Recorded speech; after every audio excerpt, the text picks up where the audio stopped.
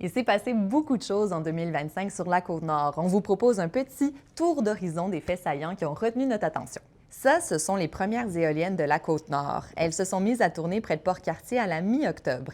Elles font partie du parc Apuiat, un projet qui s'élève à 600 millions de dollars et qui transforme le paysage aux abords de la 138. Ce qui est aussi majeur, c'est que c'est un premier projet énergétique pour les communautés Innu qui sont partenaires à 50 du projet avec l'entreprise Boralex. Une page d'histoire se tourne avec la démolition de l'hôtel de ville de cette île.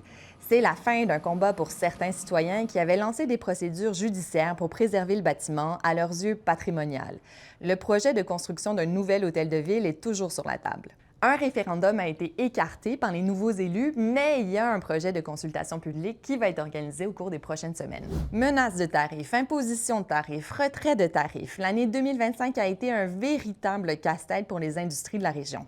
Celles du bois d'œuvre et de l'aluminium ont été touchées de plein fouet. Partout, on s'adapte et on cherche de nouveaux marchés. C'est le cas à l'aluminerie Alouette qui se tourne maintenant pas mal vers l'Europe. Ce saumon-là, dès 2027, il pourrait provenir de Baie-Trinité. Et ça, c'est en raison du projet de pisciculture d'Aqua-Boréal. Le projet, qui représente plus d'1 milliard d'investissements dans le village, a franchi plusieurs étapes cette année. L'entreprise compte produire d'ici 2 ans plus de 10 000 tonnes de saumon d'Atlantique.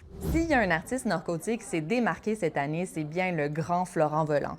L'artiste a été intronisé au Panthéon des auteurs et compositeurs canadiens cet automne. Une reconnaissance qui s'ajoute à plusieurs autres projets, notamment le lancement d'un documentaire Florent Volant Innu et celui d'un album hommage.